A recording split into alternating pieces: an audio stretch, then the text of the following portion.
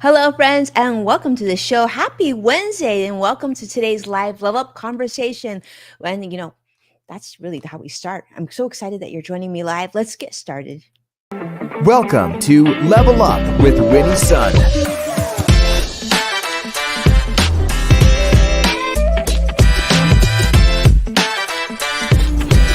Award-winning financial pro. Get ready. Level Up with Winnie Sun. Hello, friends, and welcome to the show. It's wonderful to see you here. Thanks so much for joining me live. If you're catching me on replay, thanks so much for watching. I really appreciate your time. For those of you who are brand new, I'm Winnie, your host, an award-winning financial pro, a Forbes contributor, and a CNBC council member and contributor. And then we are streaming here live on many different social media platforms. So definitely don't be shy. Comment and say hello. A big, of course, warm welcome to Joshua, IC CrossX Fighter, joining us on YouTube Live. It's great to see you here. Thanks so much for making the time. Now, let's kick it off and let you know how the market's doing, because actually, I have some pretty good news. It's actually in the green across the board. The Dow is currently up 257 points. NASDAQ's up 171 points as well. And the S&P 500 is also in the positive, up 41 points. Now, the market hasn't closed yet. We're talking probably about 35 plus minutes before the market close. So hopefully this will continue. But I want to share some sort of pressing stories that have been in the financial news this week, because actually a lot has been happening this week.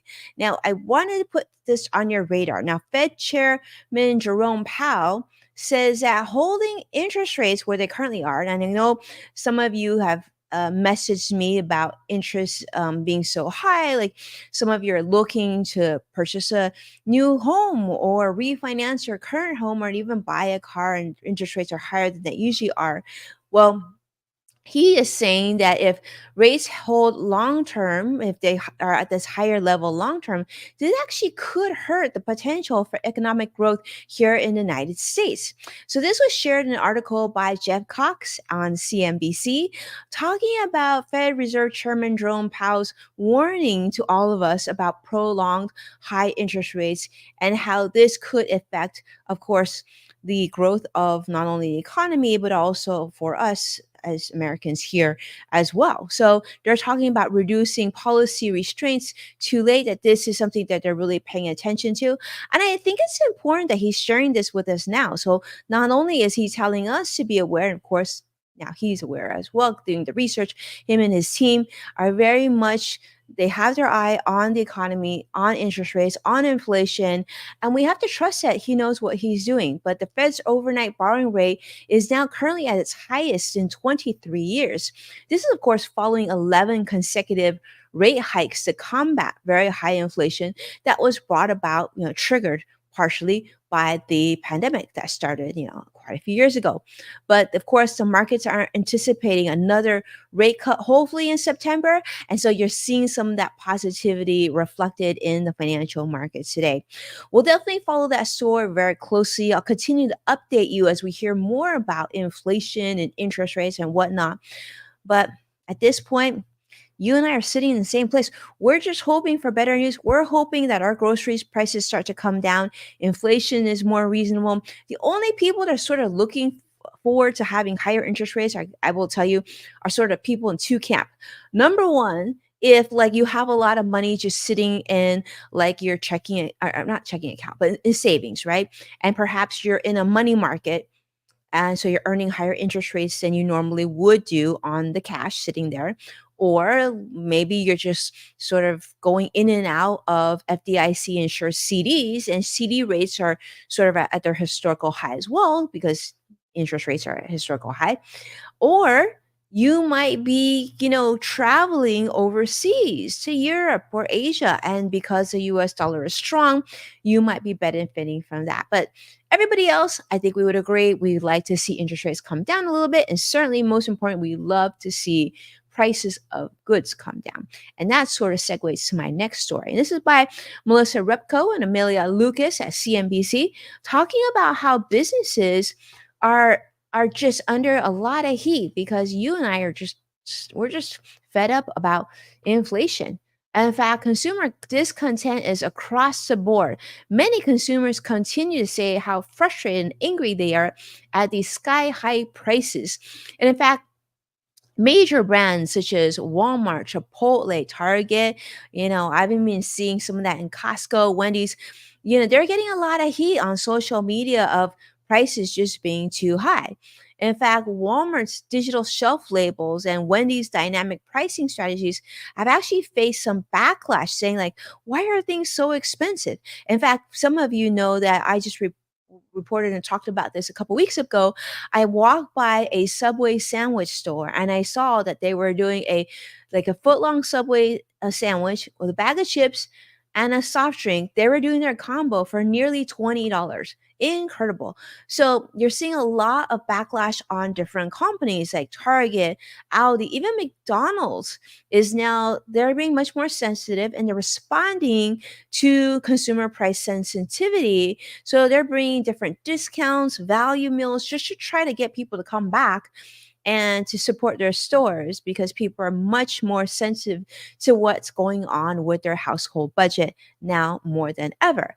And I don't know about you, but I've gone to places like warehouse stores such as Costco and Sam's Club, and certainly I'm seeing huge crowds. I think more and more people have made the decision that although they love eating out and they love that experience, on a day-to-day basis, it's just too much impact on your budget, and like you're literally working to pay not only for housing but to pay for that restaurant and that latte, and it may not just give you as much joy as it used to, right? So consumers are very much aware of inflation but also aware of something called shrinkflation, where prices may remain about the same, but the product or the item that you're buying has now reduced in size. So this is also not a good thing. If you're a business owner and you're watching, please don't do that. I mean, it's something that definitely people don't enjoy. In fact, I've noticed this myself, and I don't know if you've noticed this. If you do, definitely drop this in comments. The last time you went to a restaurant, right?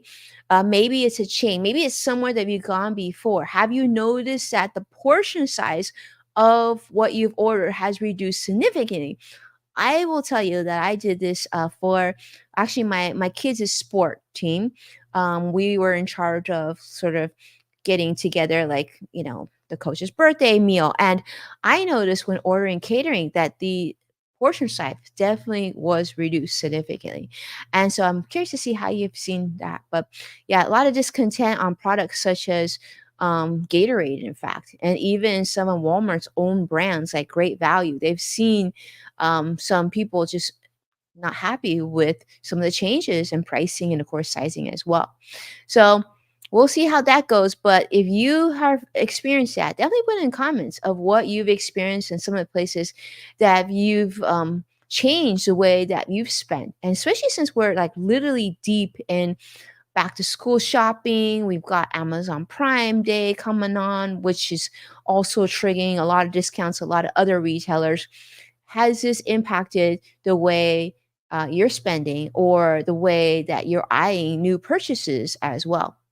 All right, another article that was definitely on our radar, I want to put this on your radar, is something that's going on in Greece. Now, you know that we've talked about sort of the trend of the 4-day work week. And you've probably heard how I'm a big fan of that. I love that idea that, we could go to a 4-day work week, give people a 3-day weekend to be able to sort of balance work-life balance and, burnout and all that. But here is something on the flip side. I'm guessing that some of you might be surprised to hear about this because when I read it, I was surprised too. This also comes from CNBC. Sophie Kitterlin reports this. Greece, in fact, when you think of Greece, like, what do you think? I mean, I think of, watch movies. Honestly, I haven't been to Greece. It's something that's definitely on my bucket list to visit. And when I think of Greece, I think of like just someone that's so beautiful and the food is incredible and like very warm, friendly people and a great vacation destination. Well, get this. Greece is now introducing a new 6-day work week. not a 5-day work week like many of us experience, not even a 4-day, which I was kind of hoping for, but a 6-day work week, extending the typical 5-day. So Greece's government is defending their new 6-day working week policy. They're saying that this is quote unquote an exceptional measure for specific situations. So this regulation is going to allow certain employees to work that additional 8-hour shift or like an extra 2 hours per day, which extends their work week now to 48 hours. Now, many of you I know don't even enjoy a 40-hour work week. Talk about an extra 8 hours a week, right? So this policy is, of course, um, excludes certain sectors such as this policy has certain limitations, I should say. So it will exclude food services and tourism, but for other business, they're going to have, rotating shifts operating 24/7 or up to 6 days a week. Now, of course, not everybody is happy about this. There's been a lot of backlash from places such as, political observers, not so happy about this policy. Labor unions also aren't keen on this policy. They're just thinking that this is just the beginning, that this could be overextended to other sectors, and they do feel like there could be some unfair compensation as well with that. But the government is saying not to worry. Labor Minister Nikki Karamis has emphasized that the policy isn't going to alter their standard 5-day, 40-hour work week, but it's only for limited circumstances.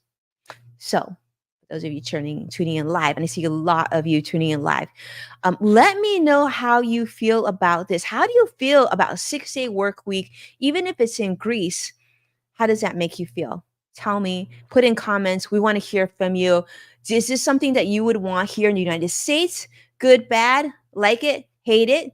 We need to talk about that because, what starts in one part of the world doesn't usually end in that part of the world. Now, we're going to continue to talk about this. I want to talk about, of course, another trend that is big, especially for those of you who are younger.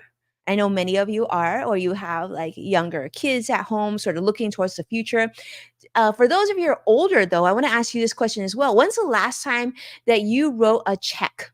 Now, I know many of us have written checks. Like I can't remember the last time I did write one, to be honest with you. It was quite some time ago, but maybe some of you still do. Now, this is a story coming out of USA Today. Mike Snyder, and talking about that Target is now going to stop accepting personal checks. This is as of July 15th. So literally next week.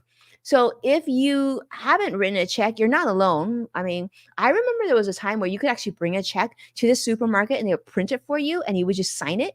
Do you remember that? That was a long time ago. I mean, nowadays, Venmo and credit cards and everything else, Apple Pay. I mean, of course, I don't really see the reason to bring checks, but this is just the beginning. So Target is saying no more personal checks in for any in-store purchases. They are now informing customers. They've done so in advance to make sure there's a smooth and efficient checkout process. But of course, they're saying this is because of extremely low volumes of check usage. I'm sure there's probably issues of fraud involved as well. But of course, that is just the beginning because customers now at Target, they're encouraging the use of Target Circle cards, cash, still welcome there, digital wallets, Snap EBT, credit cards, debit cards, gift cards, things like that, still being used. But yeah, personal checks is now out the door. Now, like we talked about, why this is important is because Target is obviously a major retailer. And if Target does something, we can probably expect many other businesses to follow. So this is something that is, of course, another trend. So I would say this, if you've just opened a checking account, unless you really think you need it, maybe you shouldn't be ordering so many checks, right? Until you see how much you actually do need. I will say for me personally, I've got plenty of checks sitting, you know, in a lockbox somewhere that literally I can't remember last time that I needed. So maybe for like to do direct deposit because I didn't want to go to the bank, so I would like write a check to myself and deposit it in my other account. maybe that, but that's pretty much it. So, but you can solve that too. You can do like automatic funds transfer. You can talk to your bank, financial institution. They can set up an ACH link with your bank and like electronically move it for you, so you don't have to be doing that as well. All right. Speaking of changes, let's talk about this, and I want you to tell me what you think about this. Okay, so think about like when you work, obviously for those of you, we talked about student loans, we've talked about college credit, we've talked about like 529 college savings and student debt and all that stuff. What if the next time that you are working that you actually get college credit while you're on the job getting training? Wouldn't that be cool? Well, that's actually something that's coming, and that's something that's available at Walmart and McDonald's through their partnership with Pioneer College. Now you actually get college credit for the on the job training. This was shared by NPR this week, and they're talking about how like a unique way, a different way of getting college credit and still working and getting paid for it. So Walmart and McDonald's are now collaborating with colleges to grant retail and fast food workers college credit for skills learned on the job. Think about that for a moment. How do you feel about that? I mean, like, so the next person that's like checking you out, they're getting college credit for checking you out. Hmm. I gotta think about that. I almost feel like that's a way for them to attract more employees, but I still think like there's a lot of value in the certain classes. Like, what would that satisfy? But anyway, they're saying that a Walmart's training program at what they call Walmart Academy and McDonald's community college partnerships are going to allow employees to convert work skills into academic credits. So they're saying this will help you towards your degree. And so um, yeah, Walmart employee Bonnie Boop, for example, they use this example. She utilized their company's tuition assistance program and their corporate training program to earn a bachelor's degree, which helped her advance her career to a manager's position. So, more companies are now recognizing that job experience can equal academic learning, which, of course, challenges what we thought in the past of that sort of education pathway. And if you got your college degree, then you would make more when you graduated. But now they're saying you got to rethink education and rethinking the reliance of sort of traditional formal college degree, but that work experience could now level up and even start to equal some of the education that you're getting in college. Let me know what you think about that, because now Walmart's offering over a dozen these types of short form certificates and 25 plus training courses that will translate now into college credits. So if you don't get into the college of your dreams, maybe you could look at Walmart and see if that might be something you're interested in doing. But again, this is just the beginning. If Walmart's doing it and McDonald's doing it, this is a trend that we want to be paying attention to for the future of education and work as well. All right. Speaking of McDonald's, of course, let's segue into another story, which let me know what you think about this. I really want you to think about this. Now, when you think of McDonald's, what do you think of? What do you eat at McDonald's? What's the last time that you ate there? What is your food of choice? Do you think that McDonald's as healthy or unhealthy? It's interesting what you think about that. I remember back in the day people would put like these studies, we would leave a french fry out, like, and they would like not change for years, and then like a chicken nugget would someone would find a chicken nugget that went into the crevice of their car for years, and it came back and it still looked like a perfectly shaped chicken nugget. Well, McDonald's, as you know, really tried to beef up their healthy options. So they brought in salads, especially here in the United States. But Food and Wine is reporting, this was reported this week by Marnie Shore, talking about how no more salads are going to be at McDonald's officially here in the United States very, very soon. They have now officially removed all salad options from its US menu, citing that consumers just there's not enough demand for salads at McDonald's. That despite increasing views of healthy eating, that McDonald's customers here in the United States just aren't interested in eating healthy. They want to stick with traditional things such as burgers and fries. And affordable meal deals. Not so much salads. Probably salads are more pricey too. Healthier, more expensive. But McDonald's US President Joe Erlinger has said that the company plans to serve the majority of its customer base. And so if you ate salads at McDonald's, you were not part of that majority. And therefore, you're not going to be prioritized now currently at McDonald's because they are segueing more to their traditional items. So they're going to, of course, do more things to really continue to improve their offerings, but also they want to say that they've made significant food quality improvements, such as removing preservatives and using those fresh cracked eggs. But salads just didn't fit and unfortunately were cut off that strategy altogether. So yeah, you didn't know, no salads now at McDonald's, which I'm thinking might actually be it could it could be multiple reasons, right? But they're saying that during the pandemic, part of their goal was to sort of simplify menu options, improve speed, and manage supply chain disruptions, and so that was part of their reason as well. But in other countries, including Poland, Ireland, Japan, and France, they are still going to have salad options. So the next time you travel, if you're like missing your McDonald's salad, I guess you can go there, right?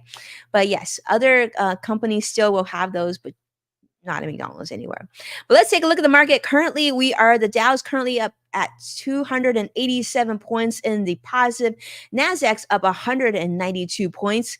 The S&P 500 is up 45 points as well. Still positive across the board. We've got about 17 minutes left for the market. Hopefully, I have a feeling it's going to end in the positive. So for those of you who are watching, you know what? Go enjoy the rest of your day. Don't worry so much about the financial markets today. I think we're going to be okay. But thanks so much for being a part of today's live level up conversation. Make sure to hit that like button and subscribe to stay updated on all the latest content. And of course, if you want to watch previous full episodes of Level Up with me, definitely check out NASDAQ, Amazon Fire, Samsung, LG, Roku, and many other streaming platforms. And a big shout out to all of you for sharing our previous episodes online. And when you tag at Winnie Sun, I'll see your support. I truly appreciate John, Tabitha, Joshua. Thank you so much for doing, I think, Megan as well. And I've got several other names that I'm going to miss. Make sure that I bring them in on a future episode. You'll definitely want to keep close and check us out. And with that, I hope they have a beautiful day. I'll see you again this week. Take care. Be well. Talk to you soon. Bye bye now.